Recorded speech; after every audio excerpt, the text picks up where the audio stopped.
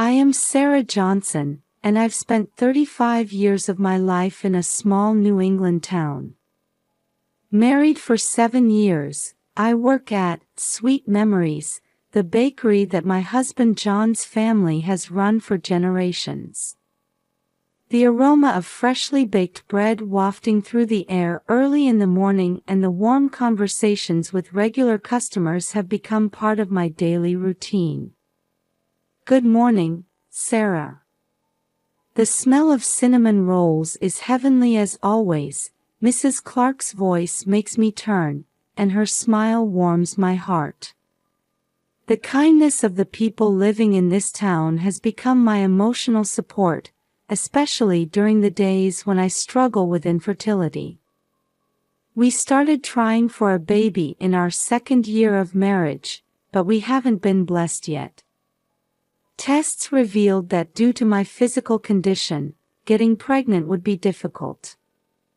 My husband John says, as long as we're happy together, that's all that matters, but I can't shake off the guilt of not being able to produce an heir for the long-standing family bakery.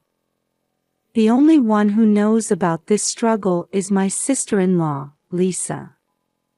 We've known each other since high school, and she's always looked down on me since I entered on a scholarship, coming from a less affluent background. Surprisingly, she ended up marrying my brother Tom. Sarah, you're really useless, aren't you? You can't even give birth to an heir. Lisa's words still ring in my ears. She boasts about having given birth to her son Jason and continues to look down on me. On the other hand, my brother Tom has found success as a businessman working for an international company. However, the price he pays for this success is limited time with his family. With frequent long overseas business trips, his relationship with his wife and child seems to be growing distant. Sarah, Tom's going on another business trip. This time for 3 whole months. Lisa's discontented voice fills me with mixed emotions every time I hear it. I understand her loneliness, but I feel uncomfortable with her tendency to fill that void by tormenting me. Lisa's personality was likely shaped by the pampered environment she grew up in. She has a strong desire to always be the center of attention and even takes pleasure in others' misfortunes. When she learned about my infertility struggles, she began using that knowledge as a weapon to mentally corner me. Sarah, if I tell father-in-law about your infertility, you'll be kicked out of this family. She occasionally throws such threatening words at me. My father-in-law Mike is a kind, family-oriented person, but he can be strict when it comes to the issue of an heir. Lisa cleverly exploits this fact. Amidst these complex family relationships, I desperately try to maintain my place while going about my daily life. Taking pride in my work at the bakery, cherishing my relationship with my husband, and believing in the happiness that might one day come. Such days continued. And then, an event occurred that greatly shook this peaceful daily life. It was on a calm autumn afternoon, just as I was about to head home after finishing work at the bakery. My cell phone rang, and I hesitated for a moment when I saw the name displayed on the screen. It was a call from Lisa. Hello, Lisa. My voice carried a hint of tension. A call from Lisa was unusual and typically not a good sign. Oh, Sarah. Perfect timing. Hey, I have a favor to ask. Lisa's voice sounded rushed, unlike her usual haughty tone. Did something happen? Well, I have a sudden errand to run. Could you take care of my dog? I was surprised. I had never heard that Lisa had a dog. A dog? Since when did you have one? I don't have time for detailed explanations. Just go to the house and feed it. The key is in the mailbox. Lisa's words were hurried, and I got the impression she was hiding something. However, feeling the responsibility of caring for a living creature, I hesitantly agreed. All right. I'll go. Thanks. I'm counting on you. After the call ended, I was filled with mixed emotions. Lisa's attitude was different from usual, and I had a suspicion that there might be something more to this. However, if there really was a dog, I couldn't ignore it. When I returned home, my husband John had already arrived. I told him about Lisa's request while he was preparing dinner in the kitchen. I got a call from Lisa. She asked me to take care of her dog. John furrowed his brow. I've never heard of Lisa having a dog. I thought the same thing. But I can't ignore it if it's about taking care of an animal. John placed his hand on my shoulder. I understand your kindness, but I'm a bit worried considering your relationship with Lisa. I let out a deep sigh. I know. But if there really is a dog and I didn't take care of it, my conscience wouldn't allow it. John thought for a moment, then slowly nodded. I understand. But if anything happens, call me immediately. I'll come right away. Those words made me feel stronger. With my husband's support, I felt I could handle any situation. Thank you, John.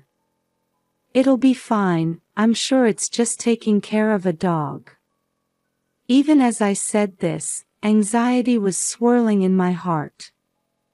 As I prepared to go to Lisa's house, I questioned whether this decision was right many times.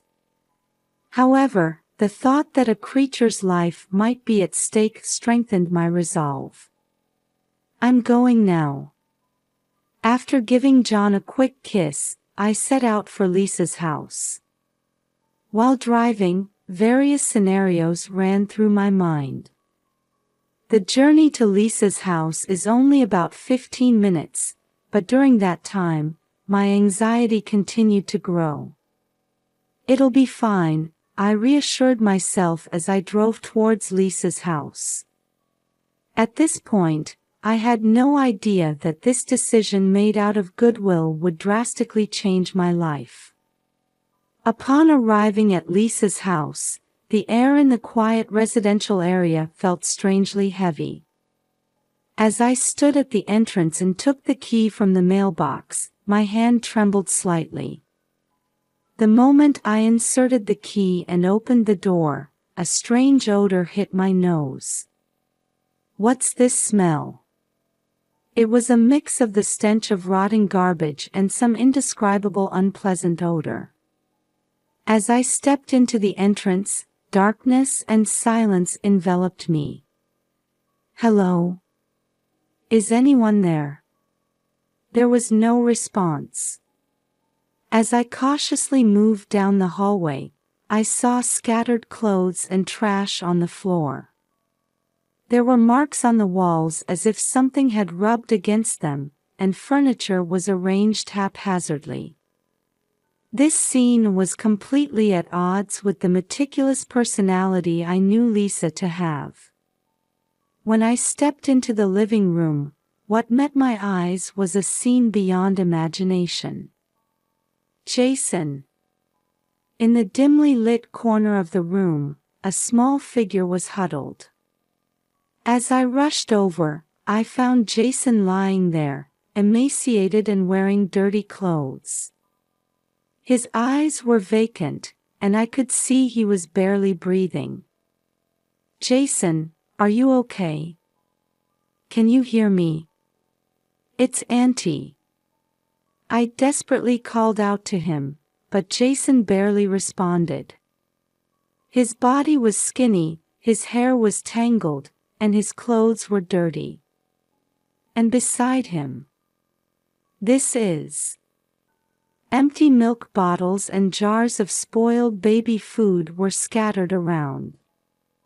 These were traces of meals unsuitable for a 5-year-old child.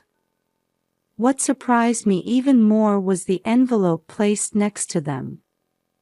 With trembling hands, I opened the envelope and found several photographs inside. They showed Lisa in intimate poses with an unknown man. A hotel receipt was also enclosed. Could it be Lisa? Faced with evidence of an affair, I was at a loss for words. However, this was not the time for that. Seeing Jason struggling to breathe in front of me, I came to my senses.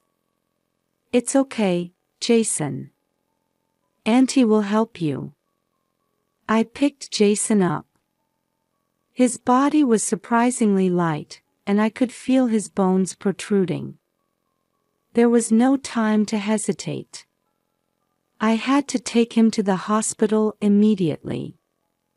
As I put him in the car, Jason let out a small moan. That sound tightened my heart. It's all right now. Auntie is here with you.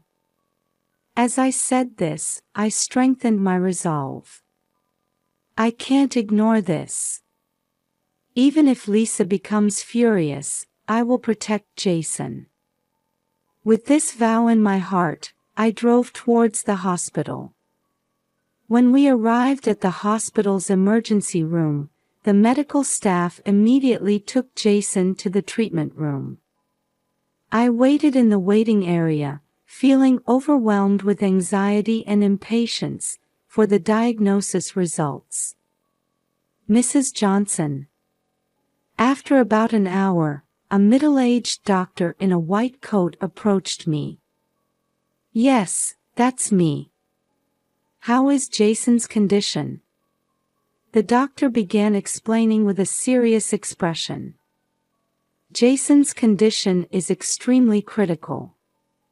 In addition to severe dehydration and malnutrition, we can see bruises all over his body. Moreover, there are significant signs of long-term psychological stress. Hearing these words, I was at a loss for words. The situation was more serious than I had imagined, and my chest tightened. What's the outlook for his treatment? The next few days will be crucial. He needs 24-hour observation in the intensive care unit. To be honest, recovery will take time. As I listened to the doctor's words, anger and sadness welled up inside me. How could this happen? By the way, are you his guardian? I hesitated for a moment at the doctor's question. No, I'm his aunt. I'm trying to contact his parents, but... As I said this, I decided to call Lisa. With trembling fingers, I dialed the number, and after a while, the call connected. Hello, Lisa. Oh, Sarah. How was taking care of the dog? Lisa's voice had returned to its usual arrogance. I took a deep breath, trying to calmly explain the situation. Lisa, listen. Jason has been taken to the hospital. He's severely malnourished and... Huh? What are you talking about? I just asked you to take care of the dog. I was stunned by Lisa's response. Lisa, when I went to your house, Jason was collapsed. He's in the intensive care unit now. Stop joking around. That can't be true. Panic began to mix into Lisa's voice. Lisa, this is not a joke. Jason's life is in danger. Come to the hospital immediately. After a moment of silence, Lisa hung up. When I tried to call back, it seemed her phone was turned off. I let out a deep sigh. Lisa's cold response filled me with anger and sadness. However, now I need to prioritize Jason. Next, I called my husband John. After briefly explaining the situation, John said he would come to the hospital right away. Sarah, don't bear this burden alone. I'll be there soon. John's words calmed me a little. However, there was still something else I needed to do. Taking a deep breath, I dialed the next number. Hello, father-in-law. It's Sarah. I'm terribly sorry, but there's an urgent matter. As I explained the situation to my father-in-law Mike, my resolve solidified. We need to come together as a family to protect Jason, even if it means damaging my relationship with Lisa. After hanging up, I stood in front of the treatment room again. Looking at Jason's small body through the glass, surrounded by IVs and medical equipment, I quietly spoke to him. Hang in there, Jason. Auntie is here for you. I couldn't imagine the difficulties that lay ahead, but I vowed in my heart to protect this child. As I felt this, I sensed the beginning of a long night. As I waited in the hospital corridor, I heard hurried footsteps approaching. Turning around, I saw my husband John and father-in-law Mike rushing towards me with worried looks on their faces. Sarah, are you all right? John embraced me. How's Jason? Mike's voice lacked its usual calmness. I explained the situation to them in detail. Jason's condition, Lisa's strange behavior, and the evidence of the affair I had discovered. After I finished speaking, Mike's face had turned red with anger.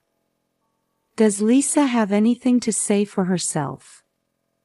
Mike asked in a low voice. I can't get in touch with her. She hung up and... At that moment, a nurse approached us.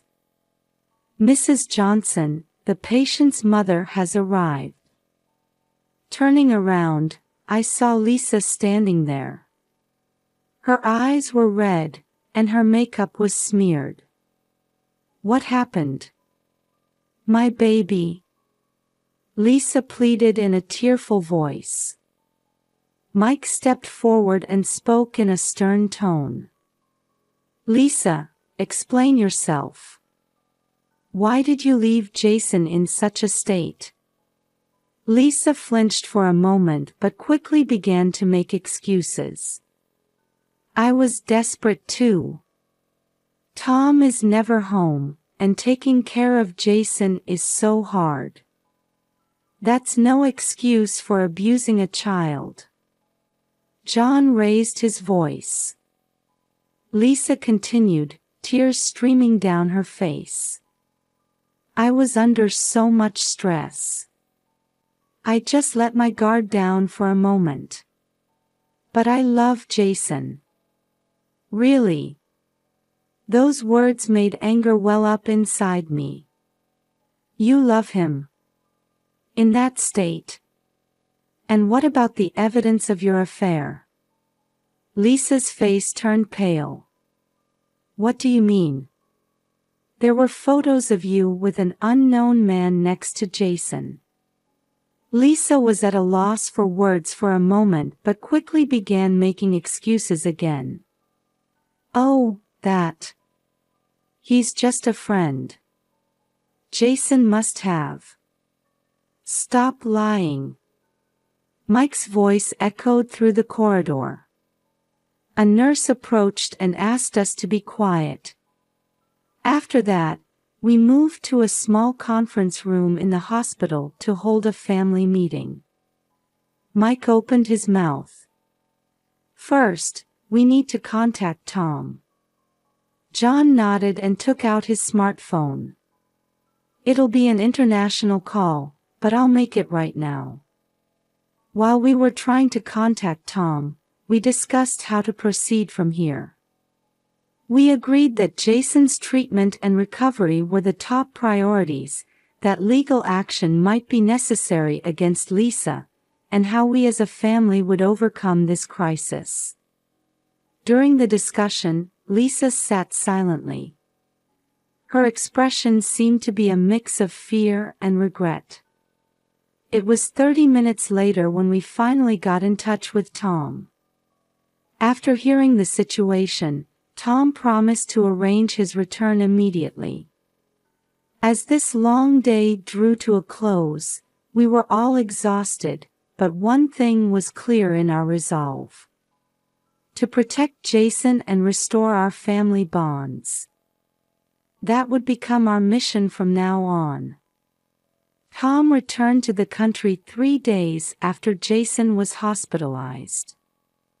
He rushed to the hospital looking tired and stood by Jason's bedside. How did it come to this? Tom's voice was filled with deep sadness and self-reproach. We gathered in the conference room again and explained the course of events in detail. Tom listened silently, but his expression gradually changed to anger. Lisa, explain yourself. Why did you put Jason through this? Tom's voice was low, filled with suppressed anger. Lisa began to speak through her tears. I didn't mean for this to happen. But you're always work. You never understand how I feel. That's no excuse for abusing a child. Tom raised his voice. And what about those photos? Lisa fell silent for a moment, then answered in a small voice. That person is a colleague from work. Just a friend. Stop lying. Mike shouted. There was even a hotel receipt. Lisa's shoulders slumped, and she finally admitted the truth. I'm sorry. I was lonely. But it was really just a momentary mistake. Tom let out a deep sigh and held his head in his hands. Why did Jason have the photos? Lisa answered in a trembling voice. Jason. I found him rummaging through my bag. I yelled at him. Then he ran away with the photos. At that moment, we all understood the same thing. Jason had become the target of abuse because he discovered his mother's secret. As silence dominated the room, I gathered my courage to speak. I think we should focus on Jason's recovery and rebuilding our family rather than assigning blame right now. John squeezed my hand, showing his support. Sarah's right. Let's put Jason first. Mike slowly nodded as well. You're right. We'll think about legal issues later. For now, let's focus on Jason's treatment. After a long silence, Tom quietly began to speak. Thank you, everyone. Especially you, Sarah. If it weren't for you. He choked up. I smiled back. We're family.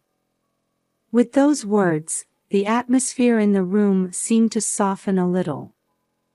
Lisa, sobbing, whispered. I want to start over. For Jason, for our family. Tom looked at Lisa with a stern expression. I can't forgive you easily. But for Jason's sake, We need to overcome this as a family. Mike stood up and, looking out the window, said, "This will be a long journey. But with family bonds, we can surely overcome it." We all quietly nodded at those words. Overcoming this ordeal and becoming a stronger family. And above all, restoring a happy childhood to Jason. This became our new mission. As we left the conference room, John put his arm around my shoulders. "Sarah, your courage and love have saved this family." I couldn't hold back my tears at those words. The road ahead won't be easy. But with our family bonds, I'm sure we can overcome it. Believing this, I started walking forward. Several days after the family meeting, we were faced with a crucial decision. Whether or not to take legal action against Lisa for the sake of Jason's future. In the hospital corridor, Tom approached me. "Sarah, I want to hear your opinion. Do you think we should press charges against Lisa?" I took a deep breath and chose my words carefully. "Tom, to be honest, I'm torn. What Lisa did is unforgivable. But I wonder if criminal punishment is really in Jason's best interest." Tom nodded quietly, gazing out the window. "I understand. I'm struggling with the same dilemma." In the end, we decided to go through family court to mandate counseling and parenting education programs for Lisa. We chose to prioritize family restoration over criminal prosecution. The next challenge was Jason's custody. Tom and Lisa were going to separate, and we needed someone to temporarily take care of Jason. At a gathering of the whole family, Mike made a suggestion. "Sarah, John, would you two be willing to take care of Jason?" John and I looked at each other in surprise. "But I began to say, when John squeezed my hand. "Let's do it, Sarah. I'm sure we can do something for him." Tom was looking at us with a serious expression. "Please, Sarah. I believe you two can make Jason happy." Those words spread warmth in my heart. So this is what family means. All right. We'll do our best to take care of Jason. A few weeks after that decision, Jason moved into our home. There were some awkward moments at first, but Jason gradually opened his heart to us. One night, just before bedtime, Jason timidly asked me, "Auntie, is it okay for me to be here?" Tears welling up in my eyes, I gently hugged Jason. "Of course, Jason. You can always be here. You're our precious family." Hearing those words, tears glistened in Jason's eyes. As the days passed, our family bonds deepened. Lisa also began to change little by little, and during her visits with Jason, she started to interact with him more sincerely. Tom adjusted his work schedule to return home as frequently as possible. I felt deep respect for his efforts to prioritize family time. One day, while I was working at the bakery, John rushed in with an excited look on his face. "Sarah, something unbelievable happened." "What is it?" I asked, and John answered with shining eyes. Jason laughed for the first time. A genuine smile. And he said, "Thank you," to us. At that moment, warmth flooded my heart. We had truly become a family in the real sense. And through this experience, I realized that I had grown significantly as well. While the struggle with infertility was still present, I understood that it wasn't everything in my life. A loving family, a cherished job, and irreplaceable Jason. All of these were enriching my life. With each new morning, my heart fills with gratitude. I've learned firsthand that family bonds can overcome any difficulty. 6 months have passed since then. Jason has become remarkably healthy and happily reports making friends at school. On a Sunday morning, we all went out for a picnic. Watching Jason run around innocently on the lush green grass, I savored the happiness. Tom and Lisa are also gradually mending their relationship. They attend parenting classes together, making sincere efforts. Amidst all this, an unexpected event occurred. I had been feeling unwell for a few days, so I went to the hospital for a checkup. The result was surprising. Congratulations, Mrs. Johnson. You're 8 weeks pregnant. I placed my hand on my belly in disbelief at the doctor's words. A long-cherished wish had suddenly become reality. When I returned home and told John, he was so overjoyed that he hugged me and spun me around. Sarah, really? Oh, how wonderful. That night, as I lay in bed, I quietly shed tears. Tears of joy and gratitude. Perhaps by saving Jason, we saved ourselves too. The importance of family love, the value of bonds, and the significance of maintaining hope. We learned all of these. Tomorrow, a new life begins again. There will surely be challenges. But I'm certain we can overcome them. I believe we can move forward, step by step, together with our beloved family. The morning sunlight streaming through the window seemed to promise a future filled with hope.